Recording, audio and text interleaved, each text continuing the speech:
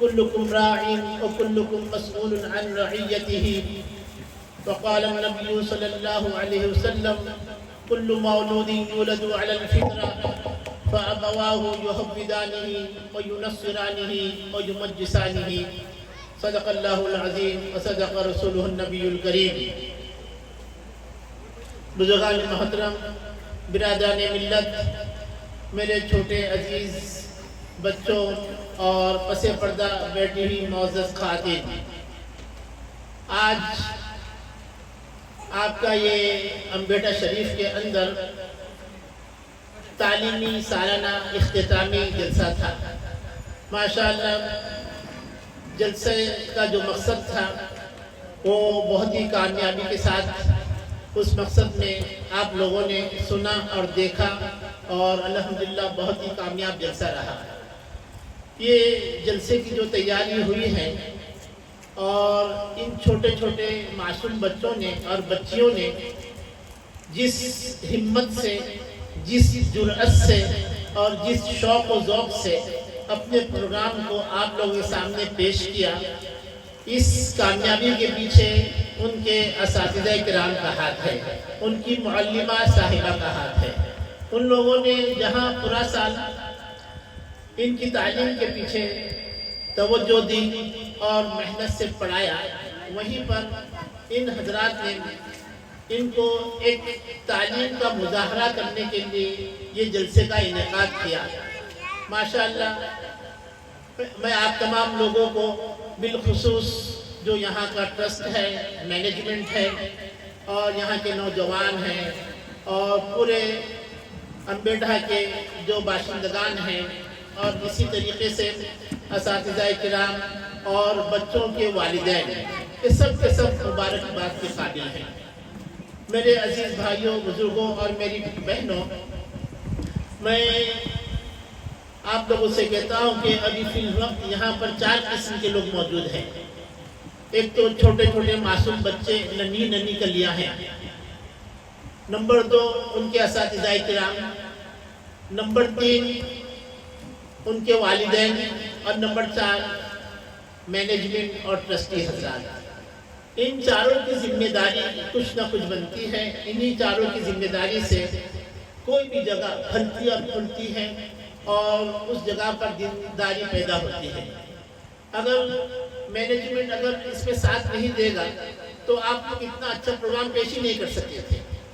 جہاں ٹرسٹ نے آپ کو اجازت دی اور تعاون کیا، وہیں پر ان کے والدین نے بھی آپ لوگوں کے ساتھ پورا سال جو تعاون کیا ہے اپنے بچوں کو بھیج کر، وہ بھی قابل مبارکباد ہے. لیکن میں آپ لوگوں سے کہوں گا کہ سب کی، چاروں کی اپنی اپنی کچھ ذمہ داریاں ہیں. والدین، ماں اور باپ، ان کی سب سے بڑی ذمہ داری یہ بنتی ہے کہ بیچارے اساتذہ کرام جو بہت محنت اور مشقت سے یہاں پر پڑھاتے ہیں. دیکھیے ایک بات سن لیجئے، میں کہتا ہوں کہ ہم لوگ عامتاً ہمارے ذہنوں میں یہ بیٹھا ہوا ہے کہ بڑے بڑے دارالعلوم کے اندر جو بخاری، مسلم، ترمذی اور تفسیر اور حدیث اور یہ بڑی بڑی کتابیں پڑھاتے ہیں، اس کو ہم عالم ربانی سمجھتے ہیں. لیکن حضرت عبداللہ ابن عباس رضی اللہ تعالیٰ عنہما فرماتے ہیں وَلَكِنْ كُونُوا رَبَّانِيِّينَ کی آیت کے تحت اس تفصیل میں حضرت ابن عباس رضی اللہ تعالیٰ عنہ کا قول ہے کہ عالم ربانی کون ہے؟ الذي يعلم الصغار قبل الكبار، کہ جو شخص بچوں کو بڑا ہونے سے پہلے ان کو ان کی تعلیم دے دے وہ عالم ربانی ہے. تو دیکھیے میرے بھائیوں، بزرگوں اور دوستوں، آپ کی بستی کے اندر جو یہ علماء کرام یہاں پر آئے ہیں، اپنے وقت کو لگا رہے ہیں، اپنے اوقات کو پورا دن یہاں پر صرف کیے، یہ عالم ربانی ہے. اس کو ہم تو قبول کرنا پڑے گا. اس لیے ان کی محنتوں کو اور ان کی جو بھی اس کی ایکٹیویٹیز ہیں مدرسے کے اندر، ان کو ہم لوگوں کو چاہیے کہ سراہے تھے، ان کی خوب تعریف کریں. واقعی میں یہ 3 مکالمے جو پیش ہوئے وہ پورے عقائد سے بھرپور تھے. ختم نبوت کو دیکھ لیجئے. ختم نبوت کا کیا مطلب ہوتا ہے؟ ختم نبوت کا مطلب یہ ہوتا ہے کہ نبی کریم صلی اللہ علیہ وسلم ہمارے پیارے حبیب محمد الرسول اللہ صلی اللہ علیہ وسلم دنیا میں جب آخری نبی آ گئے، اس کے بعد قیامت تک کے اب کوئی بھی نبی نہیں آنے والا ہے۔ ان بچوں نے بہت تفصیل سے بتلا دیا ماشاءاللہ۔ یہ ہمارا ایک عقیدہ ہے، بلکہ میں تو مکتب کے اساتذہ سے عام مطلب کہتا ہوں کہ نبی کریم صلی اللہ علیہ وسلم کے بارے میں یہ تو کہتے ہیں کہ میں اللہ کے رسول ہے، وہ اللہ کے رسول ہے، لیکن اس کے ساتھ یہ بھی کہنا چاہیے کہ اللہ کے آخری رسول ہے۔ نبی کریم صلی اللہ علیہ وسلم کے بعد کوئی بھی نبی نہیں آنے والا ہے۔ تو یہ جو بچیوں نے مقالہ پیش کیا، مکالمہ پیش کیا ختم نبوت والا، اور اسی طریقے سے مہدی، حضرت مہدی اور حضرت عیسیٰ علیہ السلام کے بارے میں جو باتیں پیش کی ہیں وہ بہت ہی عقائد کی باتیں تھیں۔ اگر آپ لوگوں نے سنا ہوگا تو اس کو آپ لوگ سوچئے سمجھیے کہ ان بچوں کی اس قسم کی عقائد کی تیاری اس مکتب میں کرائی جا رہی ہے۔ یہ مکتب کا جو علم ہوتا ہے نا، یہ بچوں کے دلوں کے اندر، بچوں کے سینے کے اندر، بچوں کے دماغ کے اندر ایسا بیٹھ جانے والا علم ہے کہ جو کبھی نہیں نکلتا ہے۔ جیسا کہ حضرت حسن بصری رحمۃ اللہ علیہ کا ایک قول انہوں نے تمیزی گفتگو میں جو نقل کیا، التعلم فی الصغر کالنقش فی الحجر، کہ بچپنے کی تعلیم ایسی ہے جیسے کہ پتھر کے اوپر کوئی لکیر کھینچ دی جائے، پتھر پر جو اگر کندہ کیا جائے، ادھر بنایا جائے تو پتھر کی نقش و نگاری ختم نہیں ہوتی۔ تو اسی طریقے سے بچے ایک چھوٹے چھوٹے معصوم کلی ہیں۔ ان بچوں کو اگر ہم اس زمانے میں اللہ کی وحدانیت، نبی کریم صلی اللہ علیہ وسلم کی رسالت اور ختم نبوت کے عقیدے کو بٹھا دیں گے تو یہ مسموم فضا جو چلی ہے اور آج کی جو موجودہ تعلیمی پالیسی جو پاس ہو چکی ہے پارلیمنٹ کے اندر، آپ لوگ اس سے واقف ہو گئے اور نہیں واقف ہوئے ہیں تو واقف ہونا بہت ضروری ہے کہ کیا کچھ کیا جا رہا ہے اس تعلیمی پالیسی کے اندر۔ اگر ہم ان بچوں کو مکتب میں لا کر اس کی محنت نہیں کریں گے تو نعوذ باللہ ثم نعوذ باللہ آگے چل کر یہ اپنے ایمان سے ہاتھ دھو بیٹھے۔ دیکھو، ہم کو اپنے بچوں کی فکر بچپن سے ہی کرنی چاہیے، یہ نہیں کہ بڑا ہو کر کچھ سیکھ لے گا۔ نہیں، یہ معصوم کلیوں نے جو باتیں پیش کی ہیں ماشاءاللہ دل خوش کرنے والی باتیں ہیں۔ جو بچپن کا علم ہوتا ہے ان کے بڑوں کو چاہیے، خاص طور سے ماں باپ کو چاہیے کہ اپنے بچوں کی خاص فکر کریں۔ اگر ہم اپنے بچوں کی فکر نہیں کریں گے تو بچے ضائع ہو جائیں گے۔ آج کا 90% طبقہ ہمارا معاشرہ، مسلم معاشرہ، اپنے بچوں سے پریشان ہے، بڑے بچوں سے۔ پہلے تو کالج میں جا کر کچھ بچے آؤٹ لائن ہوا کرتے تھے، ابھی تو اسکولوں کے اندر یہ باتیں پیش آ رہی ہیں۔ عام مطلب فون آ رہے ہیں اور دیکھنے میں آ رہا ہے، سننے میں آ رہا ہے، پڑھنے میں آ رہا ہے کہ ہمارا بچہ آؤٹ آف کنٹرول ہو گیا، سنتا نہیں ہے۔ کیا وجہ؟ کہ ہم نے اس کی ابتدا کے اندر تعلیم کے اوپر توجہ نہیں دی۔ دیکھو، ابتدا کے اندر ہم کو توجہ دینا ضروری ہے۔ ایک واقعہ سناتا ہوں۔ حضرت ہارون رشید رحمۃ اللہ علیہ بہت بڑے ہمارے عباسی سلطنت عباسیہ کے امیر المومنین گزرے ہیں، پوری دنیا کے سب سے بڑے امیر المومنین گزرے ہیں بعد میں چل کر، بنو امیہ کے بعد۔ ایک مرتبہ ایک جگہ سے گزر رہے تھے، وہاں سے گزرتے گزرتے انہوں نے دیکھا کہ ایک کھیت کے اندر، کھیتر میں ایک بہت ہی ضعیف آدمی، ایک بہت ہی بوڑھا آدمی چھوٹا سا ایک پودا لگاتے بیٹھا تھا کسی چیز کا۔ تو ہارون رشید نے دیکھ کر کہا کہ اتنا بڑا ہو گیا ہے، اب اس کو یہ پودا لگانے کیا فائدہ ہے، اب تو یہ مر جائے گا، اس کے پھل فروٹ تو دوسرے لوگ کھانے والے ہیں۔ عامتاً ایسا ہی ہوتا ہے، درخت کون لگاتا ہے اور اس سے فائدہ کون اٹھاتا ہے۔ تو اس بوڑھے شخص نے جو بہت ہی ضعیف ترین تھا، اس نے سن لیا یہ بات۔ تو ہارون رشید بادشاہ کو کہا کہ میری بات سنتے چلے جاؤ۔ کیا ہے بات؟ سنو کہ بات یہ ہے کہ اگر ہمارے بڑے بھی یہ سوچا کرتے کہ یہ درخت لگانے سے کیا فائدہ، تو آج ہم کو پھل فروٹ ملتے ہی نہیں۔ جو پھل فروٹ پودوں اور درختوں کے ذریعے سے ملا ہے، ہمارے بڑوں کے لگانے کی وجہ سے ملا ہے۔ تو ہم کچھ لگائیں گے تو اپنے چھوٹوں کے بعد میں چل کر کچھ ملنے والا ہے۔ بادشاہ سلامت خوش ہو جاتے ہیں اور اپنے وزیر سے کہتے ہیں ان کو 10,000 اشرفی کا انعام دے دیا جائے. 10,000 اشرفی بہت بڑی سونے کی سکے ہوتے تھے، وہ دیے گئے. انہوں نے وہ جانے لگے تو پھر سے روکا اس شخص نے، بڑے میاں نے، تاکہ میں ایک بات اور سنتے چلے جاؤں کہ ابھی آپ کہہ رہے تھے کہ پھل لگانے کا کیا فائدہ، یہ پودا لگانے کا کیا فائدہ. دیکھو یہ پودا لگانے کا سب سے بڑا فائدہ یہ ہوا کہ مجھے فوراً ہی 10,000 اشرفی مل گئی. ہارون رشید اور خوش ہو جاتے ہیں. کہا کہ ان کو 10,000 اور دوسرے دیے جائے. وہ 10,000 اور لے لیتے ہیں اور پھر جانے لگتے ہیں تو پھر وہ روکتے ہیں بڑے میاں تاکہ ایک دو بات اور سنتے چلے جائیں. تاکہ عام مطلب سال میں کوئی بھی فصل پکتی ہے نا، گیہوں ہے، جوار ہے، آم، کیری ہے اور دوسرے پھل فروٹ، سال میں ایک ہی مرتبہ درخت پہ پھل آتے ہیں، دوسری مرتبہ نہیں آتے ہیں. مجھے تو ایک سال کے اندر ایک دن کے اندر دو فصل مل گئی، دو مرتبہ 10,000 کا انعام مل گیا. یہ میری فصل ہے. تو بادشاہ بہت خوش ہوتا ہے اور اپنے وزیر سے کہتا ہے کہ 10 اور دو، جلدی سے بھاگو نہیں تو اپنا پورا خزانہ ختم کر دے گا. تو یہ ہے بات کہ اپنے فیوچر پلاننگ کے ساتھ اپنے بچوں کو یہاں سے لے کر چلنا ہے. اگر ہمارے پاس اپنے بچوں کی فیوچر پلاننگ نہیں ہوگی نا تو بچے ہمارے ہاتھ سے چلے جائیں گے. بہت خوشی ہوئی مجھے یہ دیکھ کر کہ ماشاءاللہ آپ لوگوں نے کس قدر جذبے کے ساتھ، کس محبت کے ساتھ، کس شوق کے ساتھ یہاں پر آ کر ان بچوں کا اور اساتذہ کرام کا ساتھ دیا. واقعی میں آپ تمام جن لوگوں نے اپنے پیسوں کے ذریعے، جن لوگوں نے اپنے مشوروں کے ذریعے، جن لوگوں نے اپنے جس اعتبار سے، جسمانی روحانی اعتبار سے دعا کر کے یہ جو سلسلہ قائم کیا، یہ بہت اچھا سلسلہ ہے. واقعی میں سال میں نہیں بلکہ مہینے 2 مہینے میں اس انعام سے ہٹ کر کم از کم مسجد کی حد تک کے ایک عالم دین کو تو آپ بلا کر ضرور ایسا وعظ و نصیحت ضرور سنا کیجیے. اس سے بہت بڑا فائدہ ہوتا ہے. واقعی میں کہتا ہوں کہ ایک شخص کے آنے سے، اللہ والے کے آنے سے پوری بستی کے اندر کیا ہو جاتی ہے، نورانیت آ جاتی ہے. میں اپنے بارے میں نہیں کہہ رہا ہوں، بہت سب ہے. پورے علی پور خانقاہ کے اندر کم از کم 100 علماء کرام ہیں.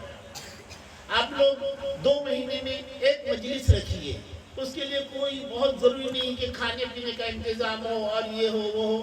ایک عالم دین کو بلائیں، وہ آ جائے، یہاں پر آ کر بیان کر دے گے. اس کے بعد آپ لوگ کے پاس کچھ سوالات ہوں گے تو سوالات ضرور کریں.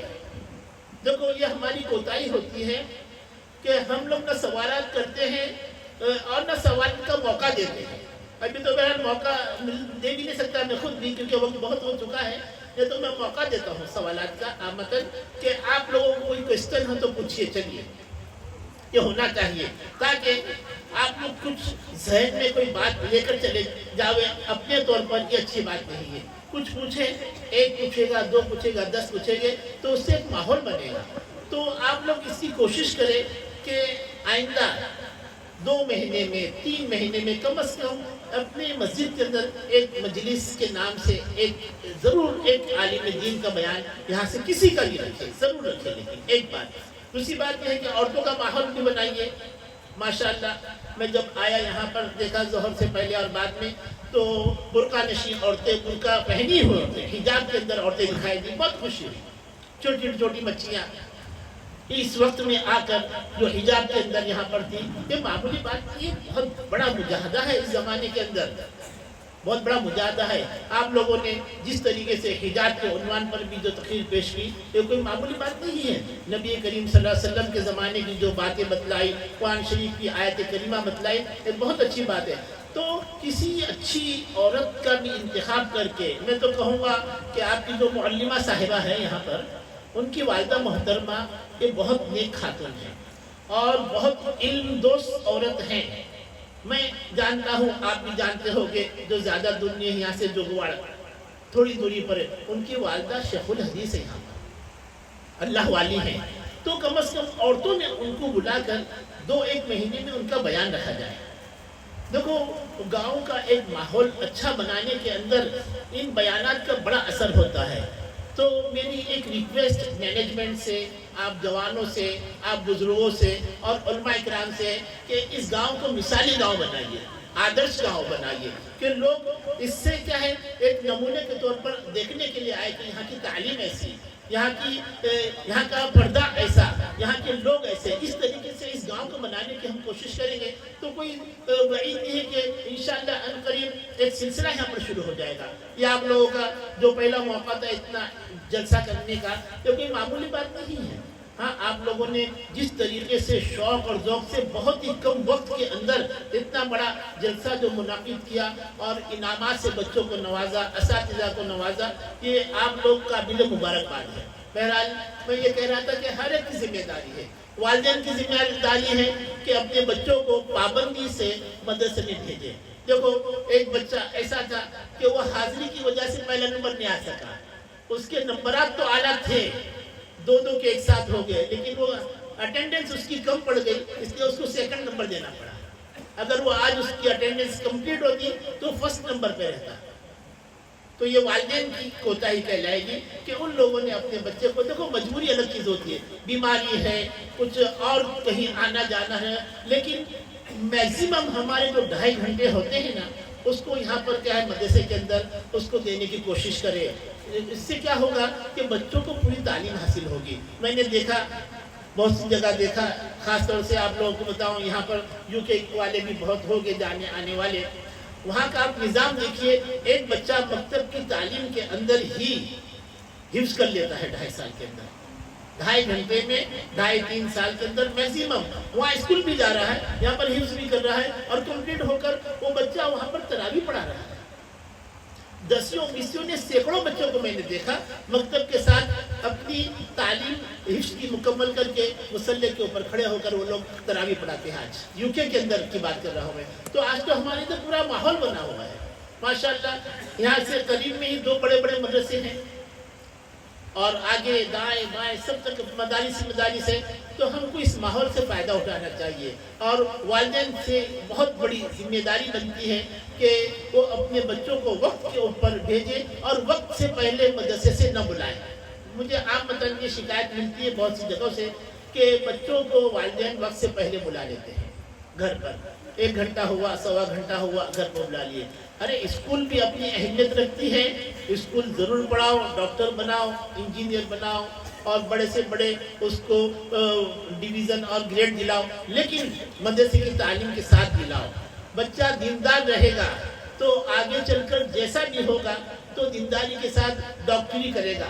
اگر ڈاکٹر رہا اور دیندار نہیں رہا تو پھر دیکھ لیجئے کیا حال ہو رہا ہے آج پوری دنیا کے اندر ڈاکٹروں کا، کس طریقے سے لوگوں کو لوٹا جا رہا ہے ڈاکٹری کے نام پر۔ ہاں، صرف کس طریقے سے، صرف 10 روپے کی گولی 100 روپے میں بک رہی ہے، 10 روپے کا ٹیبلٹ ہوتا ہے، صرف 10-20 روپے کا، 100 یہاں تک کہ ایک انجیکشن جو 2-3 ہزار کے ہوتے ہیں وہ 50 ہزار روپے کے انجیکشن بک رہے ہیں مارکیٹ میں۔ یہ سب دھاندلی مچی ہوئی کیوں؟ کہ دینداری نہیں ہے، اللہ کا ڈر نہیں ہے، تقوی نہیں ہے۔ جب بچہ یہاں سے پڑھ کر جائے گا اللہ کے ڈر کو، تو جب وہ ڈاکٹر بنے گا تو وہ اسلام کے ساتھ ڈاکٹری کرے گا، جب انجینئر بنے گا تو اسلام کے ساتھ انجینئر کرے گا۔ تو میں یہ نہیں کہہ رہا ہوں کہ اپنے بچوں کو بھیج کر عالم ہی بنا دیں، نہیں، ڈاکٹر بنائیے، کوئی حرج نہیں ہے، وکیل بنائیے، کوئی حرج نہیں ہے۔ مسلمان طبقے کے اندر ڈاکٹر کی بھی ضرورت ہے، انجینئر کی بھی ضرورت ہے، وکیلوں کی بھی ضرورت ہے، اور لیڈی ڈاکٹروں کی بھی ضرورت ہے۔ آج ہم لوگ دیکھ لیجئے گائنک ڈاکٹرز کتنی ملتی ہیں، کوئی بھی نہیں مل رہا ہے ہمارے خال آج بے شرمی کے ساتھ لوگ جینٹس ڈاکٹر کے پاس ڈیلیوری کرواتے ہیں، نعوذ باللہ من ذالک۔ کیوں؟ کیونکہ ہم نے اپنی بچیوں کو دینداری کے ساتھ ڈاکٹر نہیں بنایا۔ بہرحال یہ والدین کی ذمہ داری، اور پھر آتی ہے اساتذہ کی ذمہ داری۔ اساتذہ کی رسپانسبلٹی یہ ہے کہ وہ 2.5 گھنٹہ پورا کے پورا اپنے بچوں کے لیے پورا وقف کر دے ہوئے، اور ایک بات یاد رکھے، محبت سے اور محنت سے پڑھائے، محبت سے اور محنت سے۔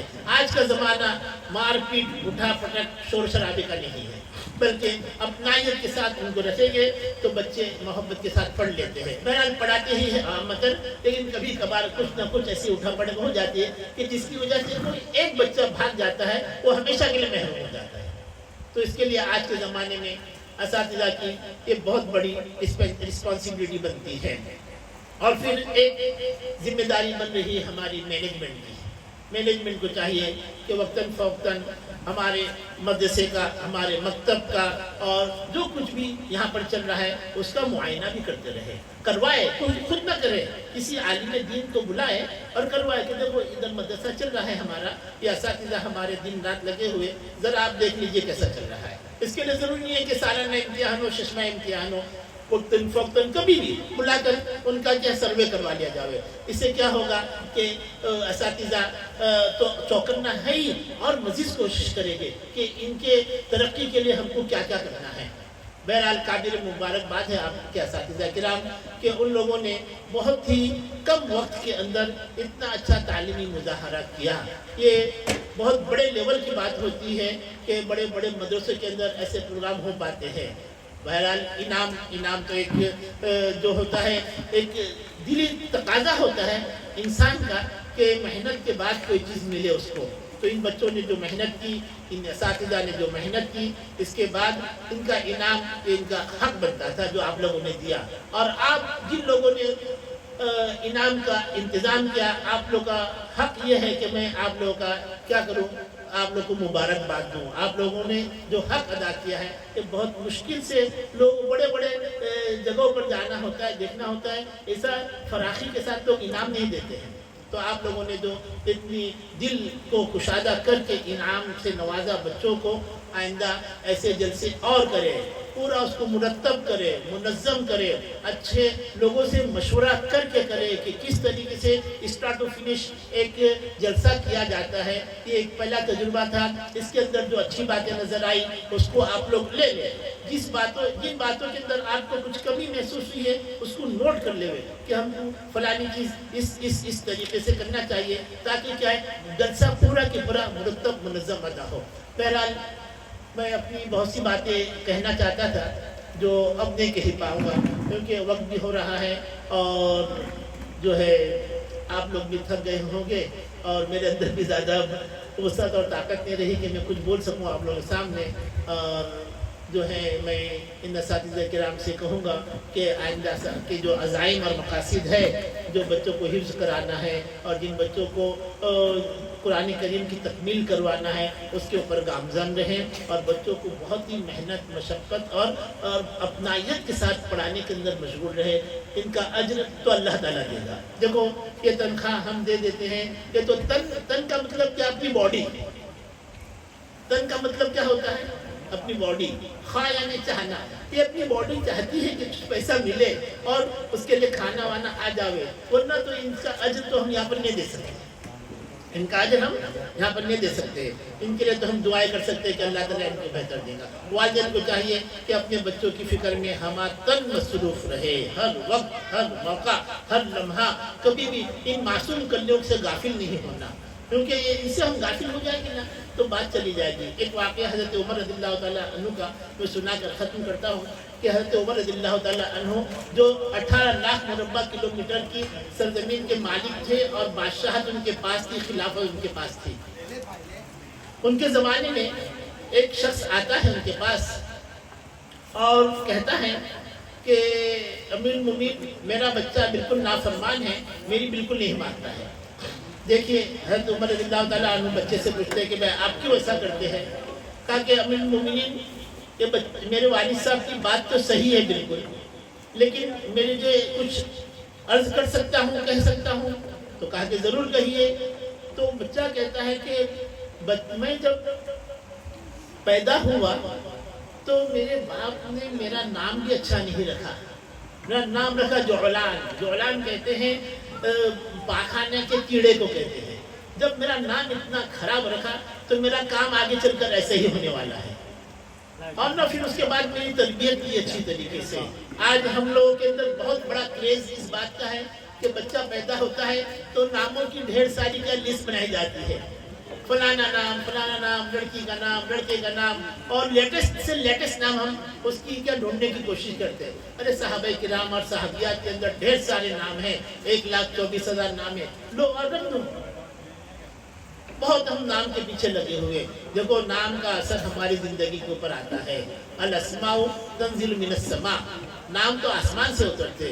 جیسا نام ہوگا ویسا اس کی زندگی پر اثر ہوگا. اس بچے کا نام جعلان رکھا یعنی پاخانہ اور گھو کا کیڑا، تو اس کے اوپر وہی اثر آتا ہے، نافرمان بن گیا. اور دوسری بات ہے کہ والدین کی تربیت اس کے اوپر نہیں رہی. اس نے شکایت کی حضرت عمر سے کہ میرے والدین نے میری اسلامی تربیت ہی نہیں کی ہے، تو جب تربیت دیں گی تو میں ایسا ہی بنوں گا. حضرت عمر رضی اللہ تعالیٰ عنہ نے اس سے پوچھا کہ بات صحیح ہے یہ بچہ جو کہہ رہا ہے؟ تو اس کے والد نے کہا کہ بالکل صحیح کہہ رہا ہے. تو اس کو بہت ڈانٹ کر روانہ کر دیا کہ تو اس کی شکایت کرنے آیا، خود اپنے آپ کو تو دیکھ. تو اس لیے ہم کو چاہیے کہ ہم اپنے طور پر اپنی اور اپنے بچوں کی، جیسا کہ میں نے آیت کریمہ شروع میں پڑھا کہ قوا انفسکم، تم اپنے آپ کو اور اپنے اہل و عیال کو جہنم کی آگ سے بچاؤ. صرف اپنے آپ کو نہیں بچانا ہے بلکہ اپنے بچوں کو اور اپنے اہل و عیال کو بھی جہنم سے آگ سے بچانا ہے. اور حدیث شریف جو میں نے پیش کیا آپ لوگوں کے سامنے، اس کے اندر یہ بات ہے کلکم راعین، تم میں سے ہر ایک ذمہ دار ہے. بڑی حدیث ہے یہ، بتلا رہا ہوں میں. ہاں، کلکم راعین، ہر ایک تم میں سے ذمہ دار ہے. اور کلکم مسئول عن رعیتہ، اور تم میں سے ہر ایک سے اپنی رعیت کے متعلق سوال ہوگا. الامام راعین، حاکم اور امیر المومنین جو ہوتا ہے وہ ذمہ دار ہوتا ہے، اس کی رعیت کے متعلق اس سے سوال ہوگا. والرجل راعین، ایک شخص اپنے گھر کا ذمہ دار ہوتا ہے، فی اہلہ ومسئول عن رعیتہ، اس آدمی سے اپنے گھر کے بارے میں سوال کیا جائے گا کہ تو نے اپنے بچوں کے بارے میں کیا تربیت دی. ایک عورت سے سوال کیا جائے گا کہ تو نے اپنے خاوند اور اپنے شوہر کے گھر کے اندر کیا ذمہ داری ادا کی.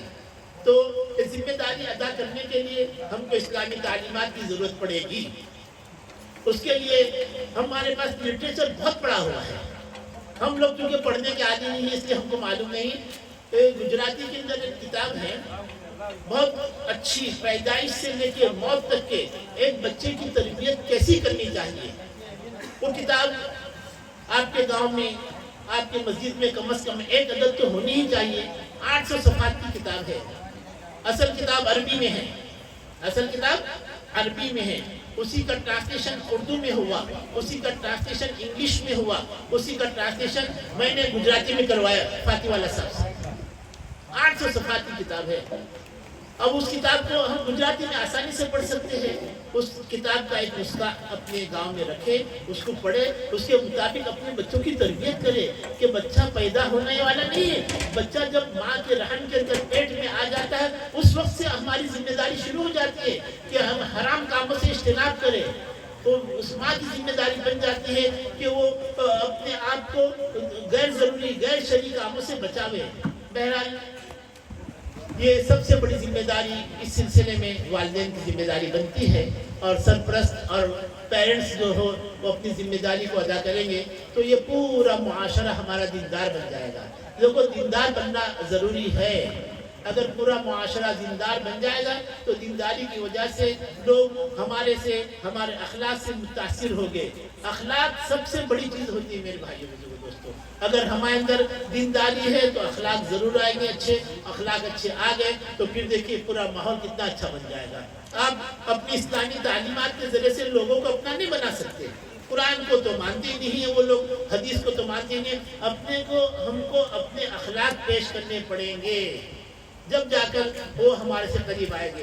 ہمارے سے اپنے والے ہی قریب نہیں آئے تو دوسرے کہاں سے قریب آ جائے گا. اس لیے سب سے پہلے ہم کو اپنے اخلاق درست کرنے کے اللہ تعالیٰ ہم کو توفیق دے. تو اس کے لیے ہم کو کوشش کرنا پڑے گا کہ کم از کم بچوں کے لیے تعلیم، مکتب کی ذمہ داری پوری طریقے سے پورا گاؤں ایک جٹ ہو کر اس کے اوپر آ جائے کہ ہم کو بچوں کی تعلیم کو بالکل اعلیٰ بنانا ہے. ایک نمبر. دوسری بات یہ ہے کہ ہم سب محتاج ہیں، میں بھی اور آپ بھی، سب کے سب اپنی دینداری کے محتاج ہیں. اس عمر میں ہم پڑھنے کے لیے تو نہیں جا سکتے لیکن کسی کو بلا کر اس سے کچھ سن تو سکتے ہیں. تو یہ ایک دوسرا نمبر کا کام ہے. مردوں میں عورتوں کی ترتیب بتا دیا میں نے کہ عورتوں کے اندر دینداری کے لیے کسی بھی معلمہ کا انتخاب کرے اور بہت سب مل جائے گی انشاءاللہ. اور یہاں پر تھوڑی سی جہاں نظام ہے ادھر عورتوں کو جمع کر کے ان کے اندر تعلیمات کو عام کرے تو انشاءاللہ یہ گاؤں بہت مثالی گاؤں بن جائے گا. اس کی کوشش کریں آپ لوگ انشاءاللہ اللہ تبارک تعالیٰ ہم سب کو اس پر عمل کرنے کی توفیق عطا فرمائے. وآخر دعوانا ان الحمدللہ رب العالمین.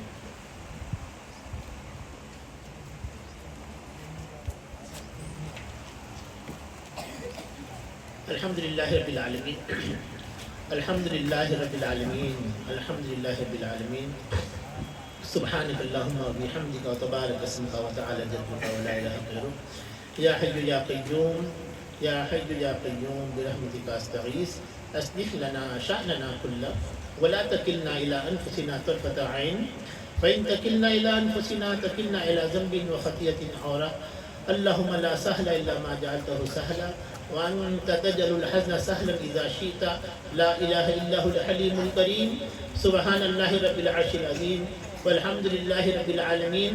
نسألك موجبات رحمتك وعزائم مغفرتك والغنيمة من كل بر والسلامة من كل اسم.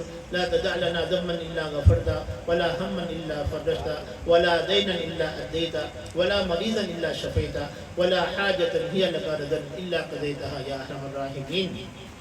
یا اللہ ہم پر رحم فرما، یا اللہ ہم پر کرم فرما، یا اللہ اس جلسے کو قبول فرما لے، ان بچوں کو قبول فرما لے، ان اساتذہ کی محنت کو قبول فرما لے، اس گاؤں کی اور اس بستی کو قبول فرما لے. یا اللہ خصوصی رحمت کا نزول فرما، یا اللہ خصوصی رحمت کا نزول فرما. یا اللہ اے مولا اے مولا ہم بہت ہی گناہ گار ہے، سیاہ کار ہے، خطا کار ہے، لیکن آخر اللہ تعالیٰ تیرے بندے ہی ہیں. ہم تمام کی گناہوں کو معاف فرما. یا اللہ جنت الفردوس عطا فرما. ہمارے جو یہاں سے جا چکے ہیں ان تمام کی مغفرت فرما. جمیع حاضرین کی اللہ مغفرت فرما. اور یا اللہ تمام لوگوں کے اللہ حرمین شریفین کی زیارت سے مشرف فرما دے. یا اللہ ہم تمام لوگوں کو حرمین شریفین کی زیارت سے مشرف فرما. یا اللہ ہم تمام لوگوں کو حرمین شریفین کی زیارت سے مشرف فرما. یا اللہ دینداری کو عام فرما دے، ہماری کوتاہی کو درگزر فرما دے. یا اللہ ہماری کوتاہی کو درگزر فرما دے. ہمارے معاشرے کو ایک اسلامی معاشرہ بنا دے، اخلاق والا معاشرہ بنا دے، آداب والا معاشرہ بنا دے. یا اللہ اے مولا کریم ہماری دعاؤں کو قبول فرما. جو مانگا وہ بھی عطا فرما، جو نہ مانگ سکے وہ بھی عطا فرما. ربنا تقبل منا انک انت السمیع العلیم وتب علینا یا مولانا انک انت التواب الرحیم. وصلی اللہ تعالی علی خیر خلق محمد وعلى آلہ وصحبہ اجمعین برحمتک یا ارحم الراحمین.